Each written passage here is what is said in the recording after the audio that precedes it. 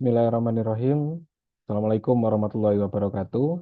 Saya Wiko Aji Zukiri, mahasiswa S3 Teknologi Pembelajaran Universitas Negeri Malang. Pada kesempatan kali ini, saya akan menyampaikan materi tentang MANOVA satu jalur. Adapun materi yang saya sampaikan ini adalah bagian dari tagihan mata kuliah analisis data penelitian teknologi pendidikan yang diampu oleh Profesor Dr. Purnomo dan Dr. Yeri Supriyanto. Baik, kita mulai dari pengertian MANOVA secara umum. MANOVA satu arah atau one-way MANOVA, Multivariate Analysis of Variance, adalah teknik statistik yang digunakan untuk menguji perbedaan antara grup yang berbeda pada beberapa variabel dependen secara simultan. Dalam konteks penelitian pendidikan atau pembelajaran, one-way MANOVA relevan ketika seorang peneliti ingin menganalisis bagaimana satu variabel independen, misalnya seperti contoh metode pembelajaran, mampu mempengaruhi lebih dari satu variabel dependen, misalkan hasil belajar secara akademik, tingkat motivasi pembelajar, maupun kepuasan pembelajaran atau variabel dependen lainnya. Nah, perbedaan ANOVA dengan MANOVA disajikan dalam tabel berikut. Jika ANOVA hanya mengkaji berbagai pengaruh percobaan yang dilakukan terhadap respon tunggal atau satu unit variabel respons, maka MANOVA mengkaji pengaruh dari berbagai perlakuan yang dicobakan terhadap respon ganda, lebih dari satu respon. Selanjutnya, ketergantungan di antara variabel respon tidak menjadi perhatian utama karena pada dasarnya terdapat anggapan bahwa variabel-variabel respon saling bebas satu sama lain, sehingga pengkajian struktur keragaman hanya dilakukan terhadap setiap variabel respon secara terpisah. Sedangkan pada MANOVA lebih mempertimbangkan adanya ketergantungan antar variabel respon sehingga cocok digunakan untuk pengkajian pengaruh dari berbagai perlakuan terhadap lebih dari satu respon. Komponen utama dalam one-way MANOVA atau MANOVA satu arah terdiri dari satu variabel independen. Dalam one-way MANOVA hanya ada satu variabel independen yang memiliki dua atau lebih kategori atau level. Contoh dalam pembelajaran atau pendidikan bisa berubah kelompok perlakuan, seperti metode pengajaran tradisional dan metode pengajaran berbasis teknologi yang dibandingkan. Kedua, variabel dependen. Ada lebih dari satu variabel dependen yang diukur dalam analisis ini. Misalnya, dalam bidang pendidikan, peneliti dapat mengukur hasil belajar, motivasi belajar, dan keterlibatan siswa di dalam kelas secara bersamaan. Nah, dalam presentasi ini saya membawakan contoh kasus penelitian dengan tema sebagai berikut. Pengaruh penerapan problem-based learning terhadap hasil belajar dan keterampilan pemecahan masalah pada mahasiswa UIN Malang. Adapun variabel independen dalam penelitian ini yaitu problem-based learning yang dibandingkan dengan metode pembelajaran tradisional sebagai kelas kontrol. Maka di sini problem-based learning ditreatmentkan kepada kelas eksperimen. Dari tema tersebut, maka variabel dependen diuraikan sebagai berikut. Satu, hasil belajar. Hasil belajar nantinya diukur melalui nilai ujian atau tugas akademik yang mencerminkan pemahaman materi. Yang kedua yaitu keterampilan pemecahan masalah. Diukur berdasarkan kemampuan siswa untuk menyelesaikan masalah yang kompleks dan menemukan solusi yang kreatif. Nah, dari tema tersebut maka muncul sebuah pertanyaan, yaitu satu, apakah PBL secara signifikan lebih efektif daripada metode tradisional dalam meningkatkan hasil belajar? Yang kedua adalah, apakah PBL secara signifikan lebih efektif daripada metode tradisional dalam meningkatkan keterampilan pemecahan masalah? Maka pada bagian ini, pertanyaan yang muncul ini dapat diasumsikan sebagai sebuah riset question. Dari dua riset question ini, maka dikembangkanlah sebuah hipotesis seperti ini. Adapun jika mengacu pada tema yang tadi, hipotesis dalam penelitian ini dibagi menjadi 4, yaitu H0A, yang mana diuraikan sebagai tidak terdapat perbedaan signifikan dalam hasil belajar antara mahasiswa yang belajar dengan metode PBL dan metode tradisional. Sedangkan H1A terdapat perbedaan signifikan dalam hasil belajar antara mahasiswa yang belajar dengan metode PBL dan metode tradisional.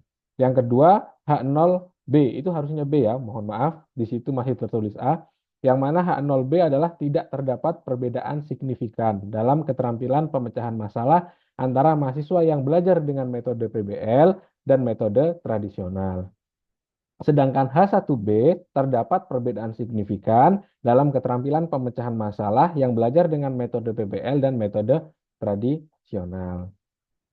Untuk melakukan analisis data yang didapat, maka ada asumsi dasar yang perlu diverifikasi sebelum dilakukan pengujian. Yang pertama adalah normalitas multivariat. Pastikan terlebih dahulu distribusi data dependen mendekati distribusi normal, terutama untuk variabel-variabel dependen atau terikat. Yang kedua adalah kesamaan metrik covariance. Asumsi kesamaan covariance di seluruh grup independen harus diuji. Misalkan dengan menggunakan uji box M. Yang ketiga yaitu tidak ada multikolinearitas yang berlebihan. Korelasi antar variabel dependen seharusnya tidak terlalu tinggi. Baik, untuk menindaklanjuti contoh kasus tersebut, di sini saya sudah menyiapkan data hasil belajar dan data terkait dengan pemecahan masalah siswa di UIN Malang yang dibelajarkan atau yang belajar dengan metode problem based learning dan yang belajar menggunakan metode tradisional. Dalam tabel yang berwarna pink ini, kita berikan kode 1 untuk metode PBL, sedangkan dalam tabel yang berwarna biru, kita berikan kode 2 untuk siswa yang belajar menggunakan metode tradisional. Setelah data ini didapat, maka kita siapkan atau kita olah data ini menggunakan SPSS. Adapun yang pertama dapat dilakukan adalah masuk kepada eh, halaman variable view di SPSS. Pertama kita dapat melakukan menentukan data yang akan kita olah. Karena ada data problem based learning dan sebagai kelas eksperimen dan metode tradisional sebagai kelas kontrol, maka kita buat di sini variabel kelas. Kemudian untuk desimal kita nolkan saja. Nah, karena di sini kelas ada dua, yaitu dengan kode 1 PBL dan kode 2 metode tradisional, maka label di sini harus kita tentukan terlebih dahulu pada bagian value. Value 1 kita berikan label yaitu problem based learning. Kemudian kita klik add. Kita tambahkan lagi value 2 dengan label tradisional. Kemudian kita add. Nah, di sini mulai muncul PBL dan TD. TD itu metode tradisional. Kemudian kita klik OK. Sedangkan pada measure kita tentukan nominal. Kemudian kita masukkan data lagi terkait dengan variabel terikat yang akan kita olah. Yang pertama yaitu hasil belajar. Oke. Pada hasil belajar ini, mohon maaf, hasil belajar kita buat HB sebagai kode hasil belajar, kemudian kita berikan label hasil belajar, kemudian pada measure kita tentukan skala, karena kita menggunakan penilaian skala 1 sampai 100. Kemudian pemecahan masalah kita tulis PM, di label kita tulis pemecahan masalah. Sedangkan pada measure kita tentukan scale juga. Karena yang kita gunakan adalah skala 1 sampai 100. Pada kolom desimal kita nolkan juga agar lebih sederhana. Nah, setelah data kita buat pada halaman ini, kita masuk pada halaman data view. Nah, di sini kita kopikan data dari Excel yang sudah disiapkan tadi. Seperti contoh, kita masukkan kode 1, kita copy, kemudian kita paste di kolom kelas. Kemudian kita kembali ke Excel, hasil belajar kita copy, kita masukkan ke kolom HB sebagai nilai hasil belajar. Selanjutnya kita lakukan hal yang sama, menginput hasil nilai pemecahan masalah, kita sesuaikan pada kolom PM, pemecahan masalah. Kemudian Kode 2 kita pindahkan juga, yang mana ini adalah kelas yang belajar dengan metode tradisional.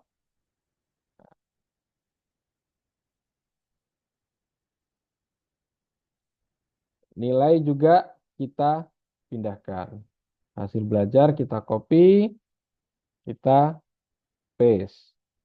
Kemudian terkait dengan nilai pemecahan masalah kita copy, kemudian kita paste. Baik. Nah, di sini eh, nilai hasil belajar dan nilai pemecahan masalah serta pengelompokan kelas sudah kita sesuaikan. Di mana kode 1 untuk kelas yang belajar dengan PBL, kelas 2 kode 2 adalah kelas yang belajar dengan metode tradisional. Kemudian kita lakukan penyimpanan dengan klik save. Nah, tentukan penyimpanannya di mana.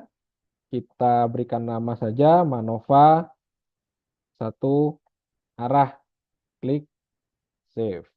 Nah, setelah kita menyimpan data ini, kemudian kita pindah pada bagian output SPSS-nya. Nah, sebelum kita melakukan sebelum kita melakukan analisis MANOVA, maka ada beberapa prasyarat yang harus kita lakukan terlebih dahulu. Prasyarat pertama yang harus kita lakukan adalah uji normalitas. Uji normalitas dapat dilakukan dengan cara klik, mohon maaf, saya pindahkan ke bawah, klik analyze, kemudian pilih yang non-parametric test, kemudian kita masuk ke legacy dialogs, kemudian kita pilih one sample KS, Kolmogorov and Smirnov. Kita klik, kemudian di sini akan muncul beberapa variabel yang sudah kita tentukan tadi. Masukkan variabel terikat pada kolom atau pada bagian test variable list. Kita pindahkan dengan klik tanda panah berikut. Oke, kita pindahkan, kemudian kita klik OK. Nah, di situ akan muncul tabel hasil dari uji normalitas. Kita baca one sample Kolmogorov Smirnov test, kemudian kita fokus pada bagian signifikansi. Di sini terlihat bahwa signifikansi hasil belajar dan signifikansi pemecahan masalah value-nya lebih besar daripada 0,05. Maka dapat diinterpretasikan bahwa data yang sudah kita analisis itu terdistribusi secara normal. Nah, ketika data sudah terdistribusi secara normal, maka kita dapat melakukan uji prasyarat yang kedua. Apa itu uji prasyarat yang kedua? Uji prasyarat yang kedua adalah menguji homogenitas. Homogenitas pada SPSS ini dapat dilakukan dengan cara klik analyze, kemudian kita pilih compare means, lalu kita pilih independent sample t-test, kita klik saja.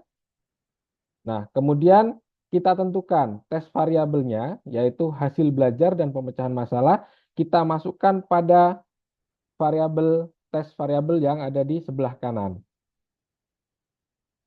Oke, kemudian untuk kelas yang belajar dengan PBL dan metode tradisional, kita masukkan pada baris grouping variabel. Kemudian kita klik define group. Grup 1 adalah kode 1, grup 2 adalah kode 2, kemudian kita klik continue. Kemudian klik OK. Nah, akan muncul hasil seperti ini. Nah, kita pilih yang independent sample test, fokus pada bagian kolom yang Levin test for equality of variance. Nah, di sini terlihat signifikansi hasil belajar dan pemecahan masalah juga lebih besar dibandingkan 0,05. Dengan ini, dengan data signifikansi yang kita dapat, yang lebih besar daripada 0,05 dapat diinterpretasikan bahwa data yang kita olah tadi adalah data yang homogen. Nah, ketika homogenitas sudah terjawab, maka kita bisa lanjut pada uji prasyarat yang ketiga. Apa itu uji prasyarat yang ketiga? uji prasyarat ketiga adalah uji linearitas. Bagaimana cara melakukan uji linearitas? Pertama kita dapat klik analyze, kemudian kita pilih correlate, kita pilih yang bivariate. Nah, pada bagian ini kita masukkan lagi hasil belajar dan pemecahan masalah kepada baris variabel. Kemudian kita klik option. Nah, kemudian kita pilih yang exclude case listwise. Kita klik continue. Kemudian kita klik OK. Nah, di sini kita bisa masuk pada tabel korelasi yang ada di bawah ini. Nah, kemudian dapat kita simpulkan. Di sini Pearson korelasi hasil belajar adalah 0,648 dan Pearson correlation pada pemecahan masalah juga 0,648. Di mana 0,648 ini lebih besar daripada 0,05. Sehingga dapat kita simpulkan bahwa terdapat korelasi dengan antara hasil belajar dan pemecahan masalah pada mahasiswa UIN Malang dengan tingkat korelasi 0,648. Nah, setelah kita melakukan uji linearitas, kita bisa melanjutkan analisis data tadi kepada analisis MANOVA satu arah. Bagaimana caranya? Kita klik Analyze, kemudian kita pilih General Linear Model, kita pilih Multivariate. Nah, kemudian kita tentukan dependent variable kita masukkan pada kolom dependent variable. Dependent variable pada penelitian ini adalah hasil belajar dan pemecahan masalah. Sedangkan fix faktornya adalah kelas. Kelas yang belajar dengan PBL serta metode tradisional. Kita masukkan pada fix factor. Kemudian kita klik option. Nah, pada bagian ini kita tentang bagian descriptive statistik, estimate of effect size, kemudian parameter estimates, dilanjutkan dengan homogeneity test, kemudian kita klik continue. Setelah itu kita klik OK. Maka akan muncul data seperti ini.